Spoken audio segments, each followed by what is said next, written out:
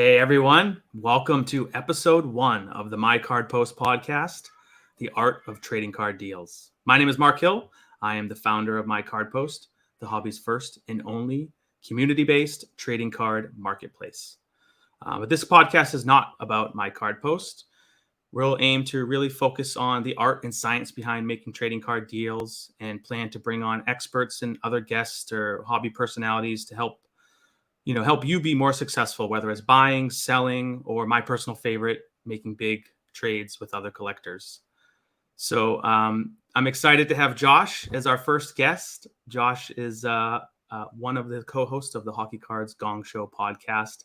And today we really wanted to focus on, pricing cards, the challenges people are having with pricing cards and fixed-based marketplaces such as My Card Post, and thought Josh would be a great person to join me in this conversation. So thanks for being here. Glad to be here, Mark. It's an honor to be the first guest on your very first podcast. A lot of pressure, but I'm excited for a good conversation. And forever a trivia question. Who was the first guest on the My Card Post podcast? Josh Madigan. So great. Well, thank you, Josh, again. So Josh, you guys spend a lot of time analyzing sales data. We see your posts on Instagram all the time with the top hockey card sales. And this has actually been a topic of conversation in your personal Discord server. So how big of a problem is pricing cards? Well, I would say it's one of the 3 core elements of being able to successfully sell a card for the price you want in the time frame that you're looking to do it, of course. And I would put those core elements as, well, first of all, it has to be the right player and card. It's somebody that people are chased or have desire or want to buy. And then it's the timing, because there's a lot of variability in whether it's the sports card world and the sports card marketplace or other trading cards. And then if you're not doing an auction, it comes down to a very hard thing to do. And why I was excited that you asked me to be a part of this conversation is finding out, well, how do I price this card to have that perfect intersection between, I want to sell it soon, I don't want to be sitting on it for 6 months, but I also want to maximize the value that I'm getting out of the card so that I can do whatever with the money, whether it's use it personally or use it to fund other purchases for your PC, stuff like that. Yeah, I mean, I think it is interesting because, you do see a lot of people, they have high-end cards specifically, right? They want to maximize the value of these cards, but it oftentimes takes the right buyer. And oftentimes most people feel that these cards are maybe too high priced comparative to their value. So, what would be some of the best practices for people to try to, list those higher end cards and try to move them quickly? Well, what you want to do is, like you said, we're kind of focused on, well, the pricing aspect. And I think the key there is trying to determine what the actual value of the card is today. And to me, the key word is today, because the value in trading cards is a totally moving target. It can change pretty dramatically from one day to the next.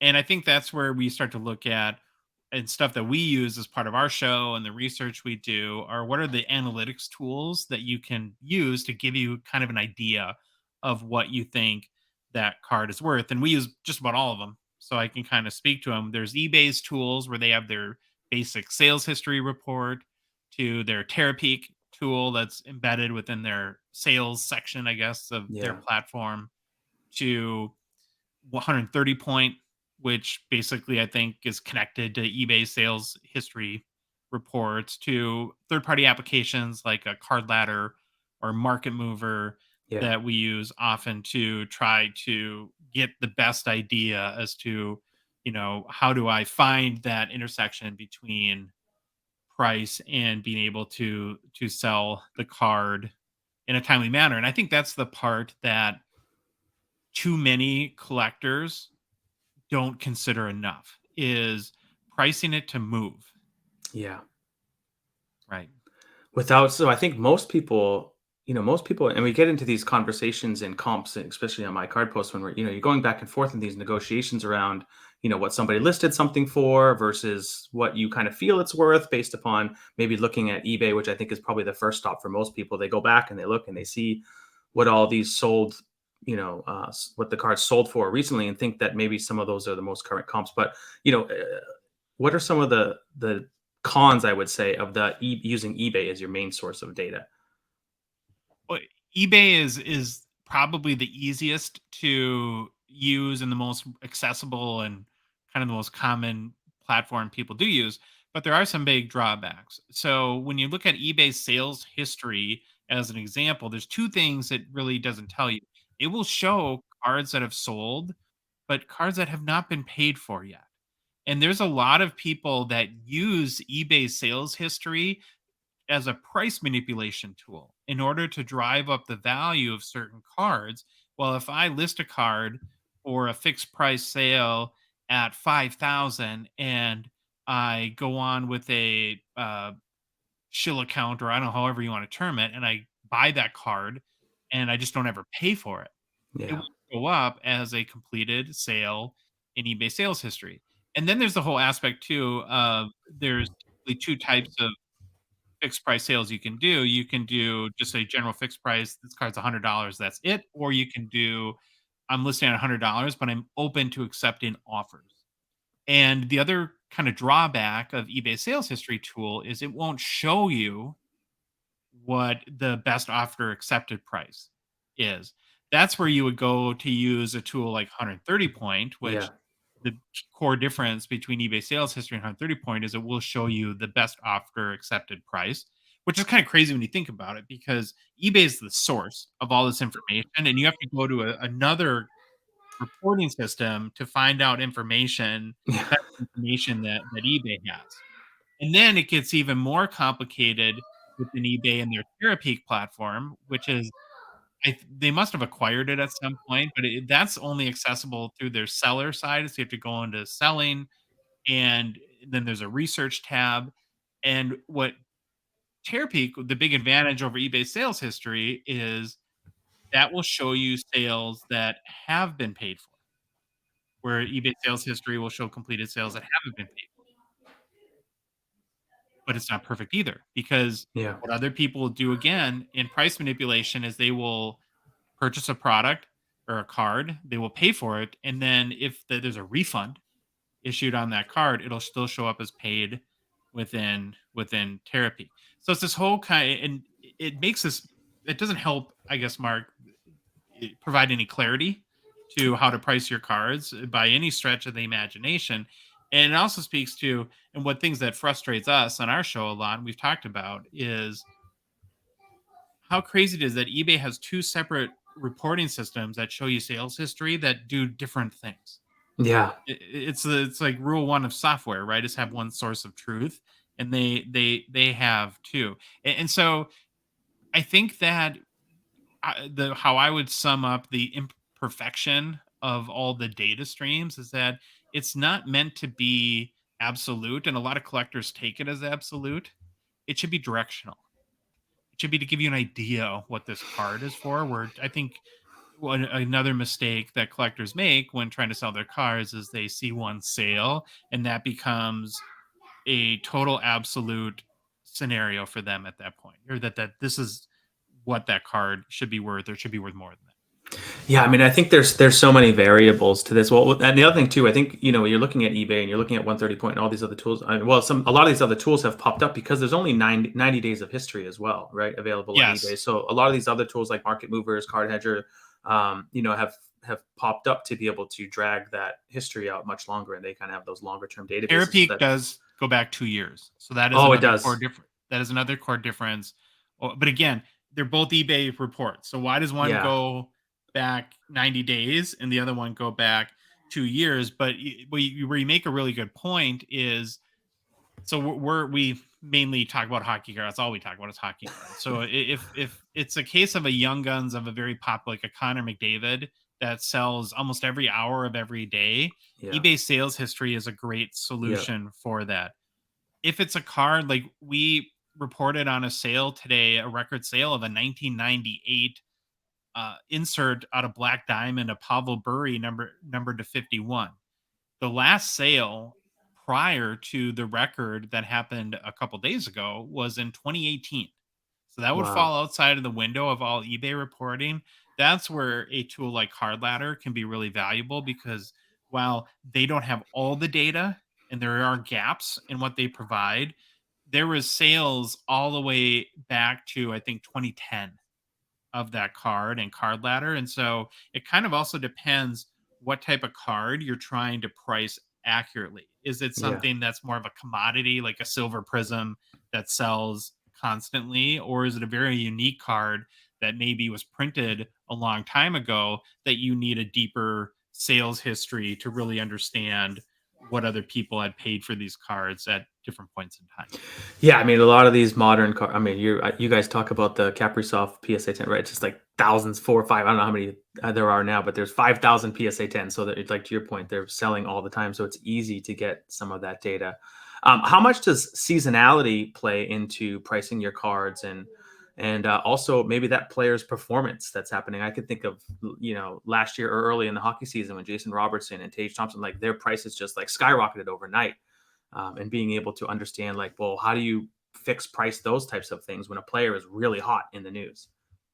Well, I think that's where you have to really account for market trends. And the more you spend time studying whatever market, whether it's Marvel cards or wrestling or UFC or hockey cards, like in our case, and I can speak best to hockey, but there's huge seasonality swings in hockey. We did a whole study last summer in what we call the off-season dip. So the Stanley Cup finals are about to start in a week and a half. The season will be over. And what you typically see every year is around the middle to end July in hockey specifically, all card values go down 15 to 30% because the sports hasn't been on for a month. People are golfing, they're not really thinking about hockey. But then as the season starts in the middle of October, all those prices come right back up a week or two before the season starts, where there's so much hope that fans have, the interest is coming back into the game. And so I think you have to understand the general seasonality of whatever market that you're collecting. And then there's, if it's in season, it's what happened last night can play a big factor. Again, Matthew Kachuk was irrelevant for since well forever in the hobby until about 2 weeks ago. Yeah. And now there's big swings in on his pricing, and it's dramatically up. He's setting records. Other guys that kind of stink in the playoffs, or I'm trying to think of like examples, like if a Marvel movie bombs or something like that, where the general sentiment towards the IP or the brand gets lower, that's going to impact values as well. And so the more you are in tune with the market, I think the better. And then the other thing I think you really have to keep in mind is that even if you find the perfect price today, it might not be the best price tomorrow, and it might not be the Yeah. most competitive price, with the other, because you're not only trying to find a buyer who's interested in that card, you're trying to compete with everyone else who's selling that same card too. Yeah, and I think that plays into another element of this, which is what we're so used to, right? We're so used to listing these cards and someone else taking a cut of them. So, or someone else expecting that there's going to be some lower offer. So, you're seeing these list prices that may be 20, 30% higher. That in of itself could be like a deterrent for buyers because it's like, oh man, this card's priced way too high. But sellers have just become so accustomed to like pricing it at a high point, expecting that low ball offer. Like I think to your point, it's like I'm going to list this for 1,000 because I know I'm going to end up selling it for 800, as opposed to having a way of like listing that card at $800 and having a buyer be happy with the purchase price and a seller be happy with the sales price. Yeah, I think that is a big issue right now, and it has to do with what's happened in the overall trading card market, what's happened in the general economy. Is there's a lot of people that are underwater on their cards, and it's tough knowing that you have to pay what with its eBay 13% or an auction house paying them too, when nobody wants to lose money on a card. No. That's never fun. And when everything is doubling, it's easy to pay the fees because you feel like you're playing with a lot of the house's money at that point. So if you bought a card for $100, it's worth 80, and then you got to factor in another 15% of fees on that. And I think that leads to people being pretty hopeful in their pricing. right? I think that a lot of people price cards aspirationally, Yeah. what they want to get for it or what they think it should be worth, versus understanding that it's a dynamic market, that prices are changing every day. And if you really want to sell the card, there are tools out there that can help you know what the price is. And like one of the things we do when we want to sell cards is if the card last sold for $70, we'll price it at 60 or 65. And guess what? The cards sell. Yeah. I think that is an interesting element because to your point, there's if there's 50 of these cards, whoever usually it's whoever's the lowest wins, right? So it's really depends on your motivation behind how badly do you want to move that card, or are you going to hold out for an extra $5 in that particular case? But where do you go specifically when you're looking to list a card? I mean, how many stops are you going before you kind of decide like, okay, this is a $70 card? Uh, we use Card Ladder a lot. I use Terapeak. Those are probably my two primary tools. But the biggest thing that I've really trying to train myself to do is to look at as big of a pool of sales as I can. I think another mistake, Mark, that people make is that they look at the last transaction and not a wider view of what the market has been on that card. So I'll give you an example. If there's call it a Young Guns again, where there's a lot of sales on that card, like Kaprizov, like you mentioned. Mhm. If the last sale was for $225 or $250, let's say, the inclination I think of most sellers is, well, I'm going to ask for 260 because for some reason I think it's gone up $10 since then. But if you take maybe a larger view and look at a larger pool of sales, maybe that $250 sale out of the last 10 was the highest sale. And actually, the average of the last 10 sales over the last 2 weeks is more like 220. Well, now if you go and you price it at 260, sure, someone might stumble and buy it. And in that case, great for you. But what I think that scenario does is it just increases the likelihood that you're going to be sitting on that card and it just won't sell. Maybe you're fine with that. And I think that comes down to what your goal is in selling. If you're just trying to turn inventory and free up cash, then you probably should be a little more aggressive as you sell. Some people are like, take the attitude, well, I like the card. I'm happy keeping it. This is the price I want. If it takes 2 years, that's fine. And it's hard to argue that. Yeah, and I think it, more so in just, straight buying and selling, but now with sites like My Card Post, right, we can do trades, and how does trade values differ from sales values as well? And I think it also depends on the motivation of the parties, right? It's maybe Yeah. willing to package up a bunch of cards at a lower value because you're trading up into something you're more passionate about. How do you see that as far as people differing sales prices? And maybe I've seen some people where, well, if this is $100 card, I want like 125 in trade value. I think people act in their own self-interest. And so you're going to see more of that in a trade scenario. And you're going to find out how much somebody values that particular card, where a lot of people, frankly, they make cards available, whether it's for trade or for sale, that maybe they're thinking about selling, or they've got like half the foot out the door and the other half not.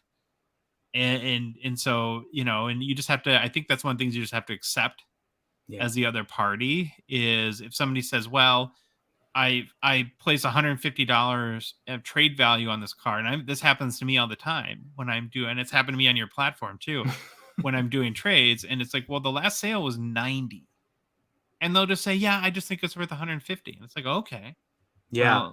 well, well, I guess that this is not I guess what that means is the card's really not available for trade at that point. Because I do see that as well. And I don't know if there's any answer to that. It is a delicate dance, right, between two people where, they list it for 200 and it's like, this thing's selling for like 90. And you're just so far apart. At some point, you just have to abandon the transaction. Like, it's probably just not going to happen. And I've had cards myself where I was really trying hard to negotiate with the seller on eBay, as an example. And they're just holding out, and they're just happy to hold out for as long as it takes for them to get that very specific dollar amount. Do you have any advice for people on like how to approach these, these comp discussions when you're maybe negotiating with someone that you don't know very well.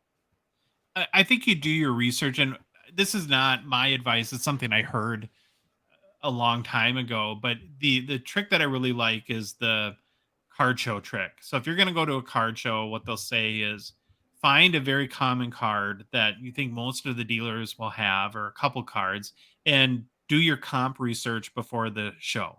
So that when you walk up to a table and they're selling a Luka Doncic silver prism rookie, and I'm a hockey card guy, so I'm way out of my league here, but let's say the value of it's $1,000 and they have it marked at 1,800, then you just keep walking. There's Yeah. no way, you're just wasting your time trying where the gap is too hard to close, in that it's just not going to happen. And so I think doing your homework beforehand, and then just kind of the other thing that I would do is, just to save time, is address, don't try to play coy with your intentions. Say, hey, this is a card I like. I see this is where you have it priced. I did some research on the card. Here were comps that I found. Are we going to be able to, this is what the market's saying it's worth.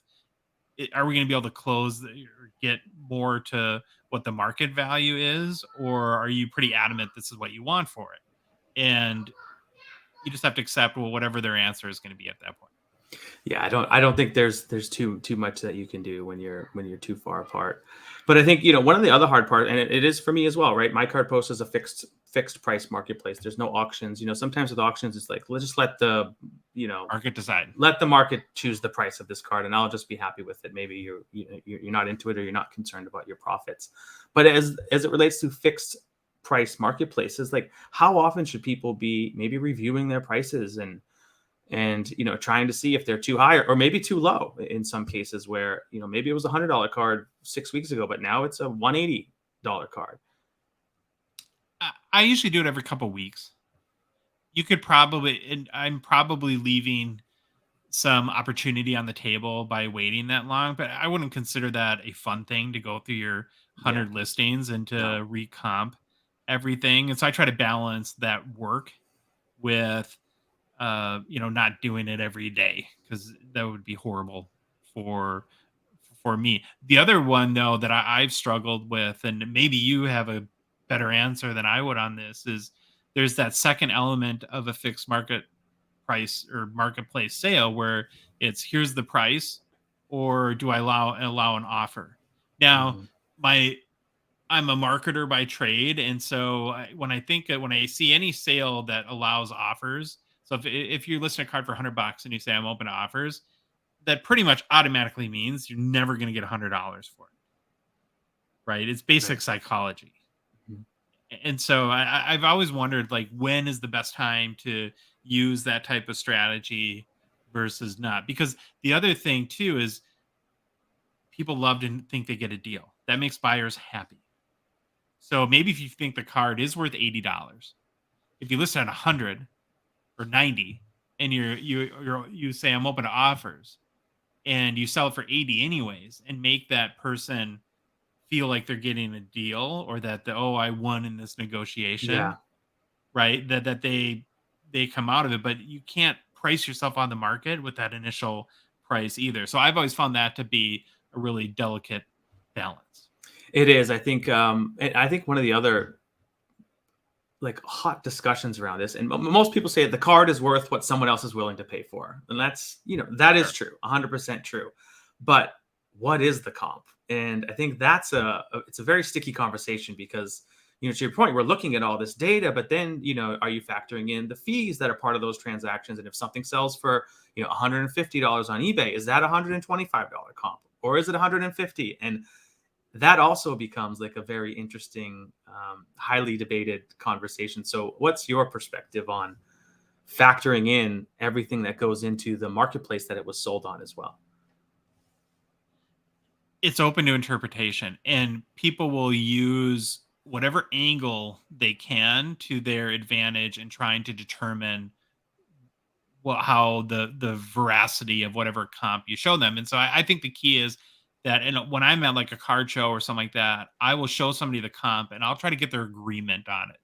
That okay, is this what the price is worth? Because you'll see people that say, well, I value comps from auctions more than I do from buy it nows, right? Because in their mind, I think that being a sort of competitive, and I don't even know if I understand the logic there completely or agree with it, but I've heard that one before too, or they'll try to argue that it's an outlier based on whatever their position of advocacy is, whether they think, Yeah. well, that was somebody that just didn't know what they were doing, or listed the card wrong, or it's just more of a. And at the end of the day, like I said, a comp is not an absolute; it's directional, and it takes both parties to agree that that's representative of the value of the card in order to make it be a functional part of whatever deal you're trying to do. Yeah, it is. I do see this more so locally at card shows where people are like, oh, okay, yeah, but this is, I'm going to give you cash and there's no eBay fees. And, so that they feel that the value is lower. And in some cases that, that may work out to your point for both parties, right? Where it's like, okay, yeah, it's fine. I'm happy to sell this for a little bit less. And I think that's, not to talk about my card post, but that is one of the benefits of my card post as well, which is, there really isn't any of those transaction fees. So it makes it a lot easier for buyers and sellers to kind of negotiate that deal because, the buyers don't have to pay those premiums because the seller's thinking about removing those fees. So, but again, at the end of the day, I think it ultimately is kind of like what people are willing to pay for those cards. And there's a lot of factors that go into it, what we've talked about here, which is the seasonality, what kind of season the players have in. And, there is no, one size fits all answer to all of this. It's whatever achieves your goals. That's what it comes back to. And I think that everybody's goal is up to them, and it's you can't argue what should be a person's goal. But I think hopefully what people would benefit from this conversation is understanding how these decisions would impact their goal. If you have a big PC purchase that you are really want to make and you need to free up some cash to do that as part of your collection and move cards in order to do it, but you're pricing cards 20% over market value, that's not going to help you achieve No. your goal. And I think I go back to again the biggest mistake that I see, and I've been frankly guilty of too. It's hard not to be, is people price cards a little bit more aspirationally than based on what the real market conditions. And it's tough right now because a lot of our collections are down. And when you Yeah. know what this card was worth 6 months ago, to price to sell it for half of that is a little bit of a pill to swallow. It is. Yeah, I think most people are trying to protect their losses right now as well. So I think that's where some of that aspiration pricing comes into play. But, again, it's, if you do want to move these cards, it's best to be slightly below, what, those comps are maybe on eBay. You can liquidate, a bunch of your cards and maybe you can get into a card that you're really passionate about. That is also maybe at a bit of a discount right now due to just kind of the card price drops that we've seen of late. So. I think another thing too that I would throw in there is just being very respectful with people is, and I understand that you can get frustrated at times if there's a card that somebody has that you want, or whether it's at a show or it's on eBay or in my card post, wherever it is, and they have it priced at $200, but you think the market value is 100. It's their right to price it at that. And so just be respectful in how you approach them and say, "Hey, I really like this card. I'm very interested. I'm motivated to do a deal with you. Here's what I found when doing research, and here's 5 sales at $100. You have a price for 200, so I would be much more interested at the $100 than the 200. Would you be willing to work with me to Yeah, get more of on a price that more reflects what the current market value is?" And then just let them say yes or no. And I if think they that's a say great no, point. then you find someone else that has that card. Yeah, I think just being respectful and transparent with people and like you just said, like, hey, look, I'm kind of thinking this is maybe more of like $150 card based on what I'm seeing. Like, are we anywhere close to, kind Yeah. of getting a deal done here? And, I think that's just part of it, right? We're all doing deals with each other, communicating with each other. You're building relationships with each other when you're doing this as well. So well, maybe you're going to pay an extra $10 this time, but next time you're going to pay $10 less. And, I think at the end, it all evens itself out. And, um, it's just one of those things that if you're being respectful and you're building relationships, then all the prices will even out in the end. So Josh, well, we wanted to keep this fairly short, so I wanted to thank you for being our inaugural guest. It's very much appreciated. It took a little while to get this going, but we're here, and I'm excited to launch this. If people listening have any comments or thoughts on the discussion today, feel free to add those in the comment section below. We'll put this up on YouTube and probably see some clips on Instagram as well. And I just want to say thank you. We're excited. So please share this with others, and let's get this more frequent podcast going. And we will see you guys on episode 2. Josh, thank you so much. Thanks for having me, Mark. You bet. Bye now.